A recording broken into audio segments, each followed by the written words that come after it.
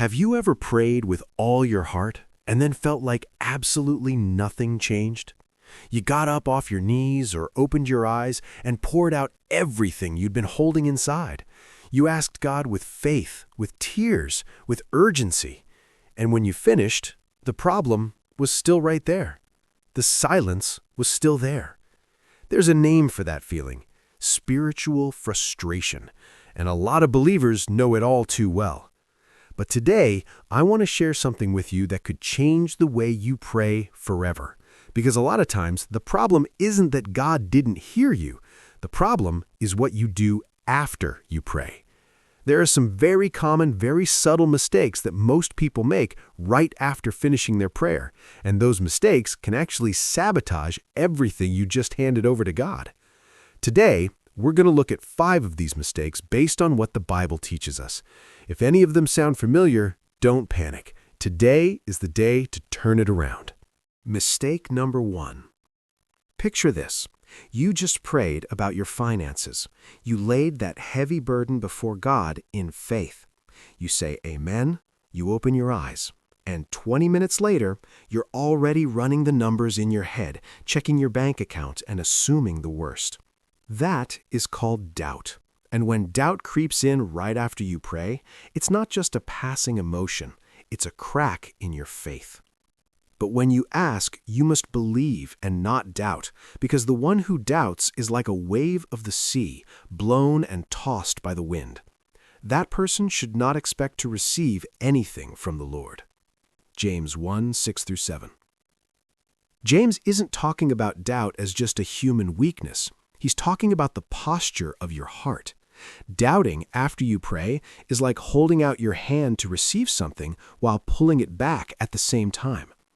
The first mistake you should never make after praying is mentally taking back what you just surrendered.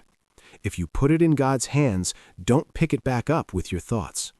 That doesn't mean you ignore reality. It means you choose to trust instead of torturing yourself.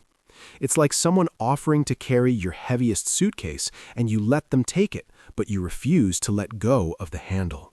Mistake number 2.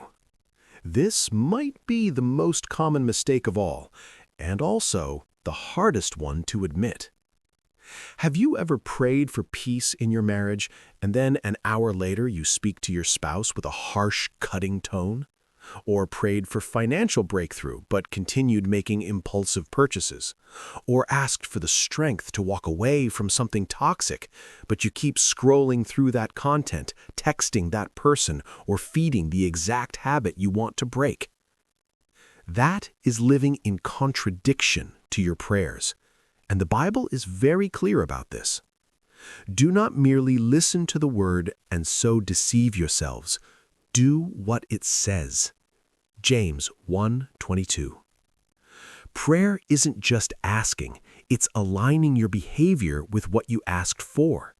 God doesn't just listen to your words, He watches your steps. If you pray for healing, back up that prayer by taking care of your body. If you pray for reconciliation, take the first humble step. If you pray for direction, do your part with the things you can control today. Prayer and action aren't opposites, they are partners. What you ask God for with your mouth, confirm it with your feet. Mistake number 3. This mistake has a very human name: impatience. You prayed, you surrendered it, you believed. But 2 days went by and nothing changed. A week passed, a month, and you start to think, maybe I need to step in. Maybe if I force this situation, if I push this door open, if I pressure this person. And that is exactly when people create messes that they have to clean up all by themselves. There is a time for everything and a season for every activity under the heavens. Ecclesiastes 3:1. Wait for the Lord, be strong, and take heart, and wait for the Lord. Psalm 27:14. God's timing is not a delay, it's precision. What He opens in His time, He sustains. What you force open in your impatience, you have to sustain yourself. Think about Abraham. God promised him a son. Years went by. His wife, Sarah, got impatient and suggested he have a child with Hagar, her servant. And that is how Ishmael was born. The Bible shows us that this forced decision brought consequences that lasted for generations. Not because God was angry, but because forcing the timing brings heavy burdens that God never designed us to carry. After you pray, wait actively, not passively. Waiting actively means doing what you can with peace, without anxiety, and without forcing doors that God hasn't opened yet. Mistake number 4. This mistake is silent. Very silent. There are people who pray every single day. They have a consistent prayer life, but they live in a state of constant panic. They walk around with a knot in their chest that won't go away, with that one anxious thought playing on a loop. And you have to ask yourself, if they're praying so much, why don't they have peace? The answer is usually this: they are praying, but they aren't letting go. Cast all your anxiety on Him, because He cares for you. 1 Peter 5:7. The word cast in the original Greek implies a deliberate action, a transfer. It's not just mentioning your problem during prayer, it's handing it over. It's looking at God and saying, "This weight is no longer mine. You have it now." Do not be anxious about anything, but in every situation, by prayer and petition, with thanksgiving, present your requests to God. And the peace of God, which transcends all understanding, will guard your hearts and your minds in Christ Jesus. Philippians 4:6-7.